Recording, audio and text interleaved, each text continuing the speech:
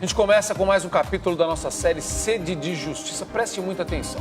Esta nova onda de violência que atinge o estado de São Paulo traz de volta angústia para duas mães do litoral paulista. Eu vou explicar. Elas perderam os filhos durante a onda de ataques em maio de 2006, aquela outra que atingiu São Paulo. Mas até hoje, elas não sabem quem cometeu os crimes. Veja a reportagem de Elaine Cortez.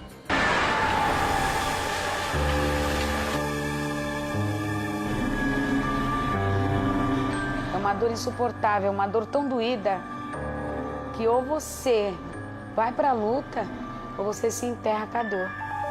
Dor de viver sem um coração. Não tem remédio que cure, né? A dor das perguntas sem respostas.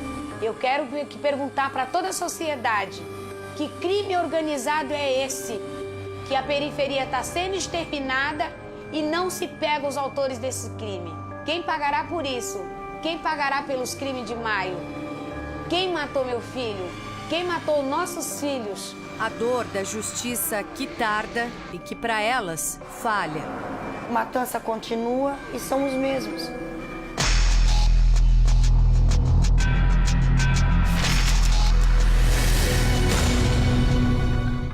Seis anos se passaram. O luto e a luta se estendem até hoje.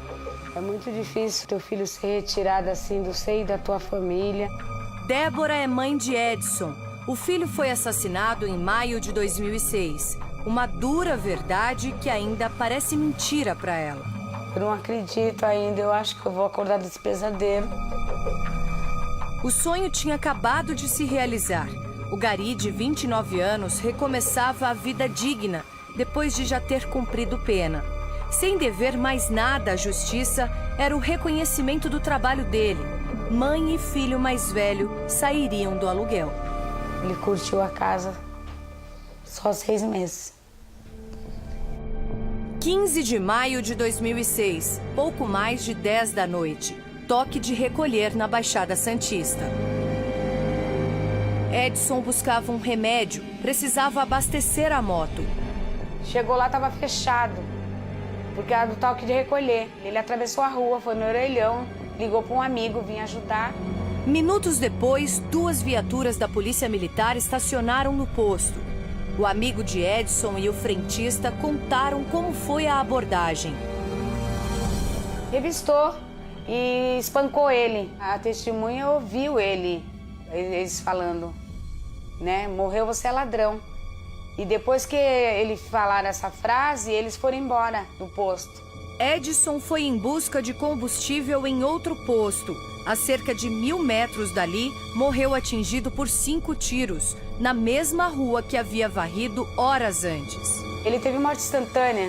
O corpo estava perto de um muro, jogado nesta moita, antes de ser levado ao hospital. Indícios de execução por grupo de extermínio da polícia fizeram esta mãe lutar por uma investigação. O que tem dentro do inquérito foi eu que pedi. Tudo levou a essa viatura ser a viatura que matou meu filho. Mesmo sem constar nada, a ficha criminal de Edson foi consultada 20 vezes pela Polícia Militar, antes e depois da morte dele. O Copom afirmou não ter percebido o número de pesquisas. Apesar dos indícios, o inquérito foi arquivado. Eles arquivaram todos os inquéritos. E isso aí é como se fosse uma impunidade, coroar a impunidade. Câmeras de segurança do posto registraram tudo. A mãe do gari pediu que a polícia recolhesse as provas. Quando o pedido foi atendido, as fitas já estavam apagadas. Débora processou o Estado. Perdeu em primeira instância, ganhou em segunda. O Tribunal de Justiça de São Paulo entendeu que o Estado criou uma situação de extraordinário risco por omissão ou por uma ação violenta e indiscriminada. Omissões e ações que levaram ao caos e à repressão violenta sobre os pobres. O Estado foi obrigado a indenizar a mãe de Edson por danos morais em R$ 165 mil, mais 1/3 do salário mínimo como pensão vitalícia, já que Edson ajudava no sustento da família. Mas o Estado recorreu da decisão. Agora o caso está em Brasília. É o Superior Tribunal de Justiça que vai decidir quem tem razão. Um novo laudo da outra pista. Depois de 6 anos, eles exumam o corpo do meu filho para tirar um projétil. Projétil que é suspeito de ser de uma arma de um policial.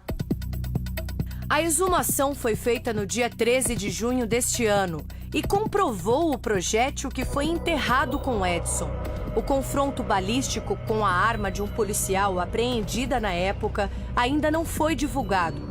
A Secretaria de Segurança Pública diz que não há prazo para este resultado.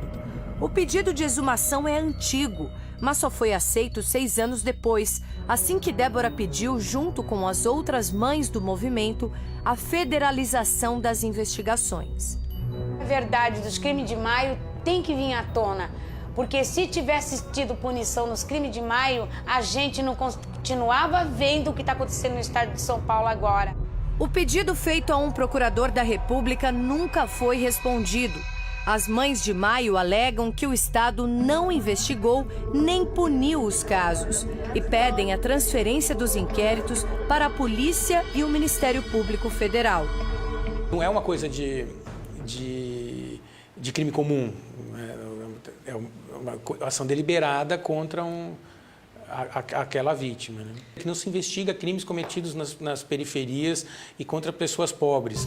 Um levantamento feito pela Universidade de Harvard, na época, apontou quase 600 mortes no estado de São Paulo durante a onda de violência de 2006. Um perito renomado de uma universidade federal aqui no Brasil afirmou que em 70% dos casos, as características da morte indicavam execução.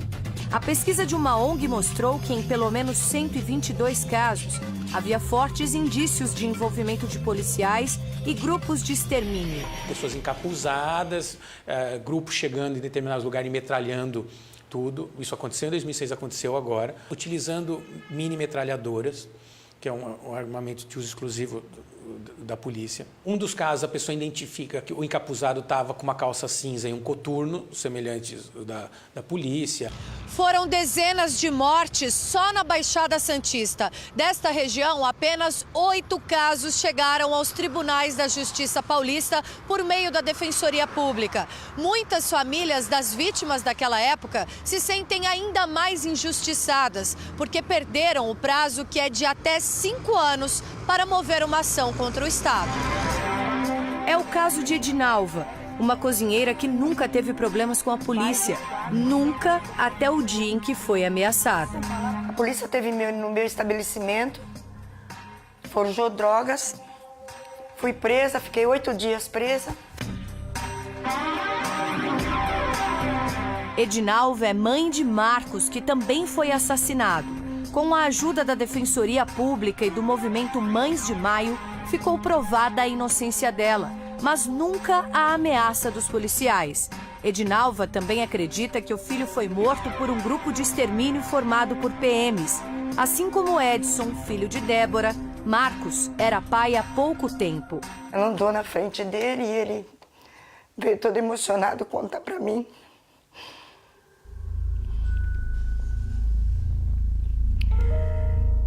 Marcos jogava videogame na pizzaria de um amigo numa das noites de toque de recolher. Os meninos viram que eles estavam de coturno e de calça cinza, só que a única diferença é que eles estavam encapuzados. Outra vez, vários disparos. Marcos foi atingido por 3 tiros na cabeça a uma curta distância. 2 amigos morreram no mesmo local. Um terceiro ficou paraplégico. Para mim não existe Dia das Mães. Acabou naquele dia, dia 14 de maio de 2006, acabou para mim o Dia das Mães.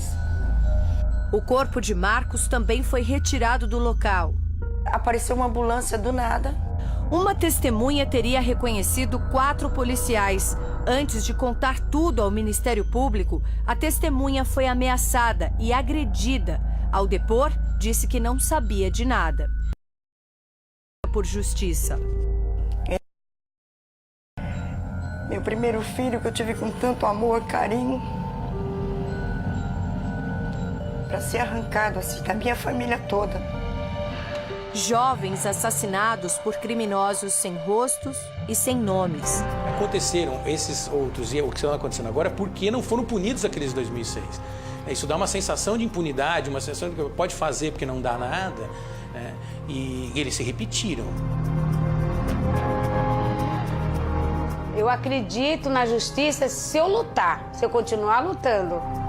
Mães de maio, de outubro, de novembro. As mães de maio, as mães do ano inteiro, dos 365 dias. Mães de mais um ano difícil e inesquecível no estado de São Paulo. Mães que amargam a sede de justiça. Não é nem sede, é gana de justiça.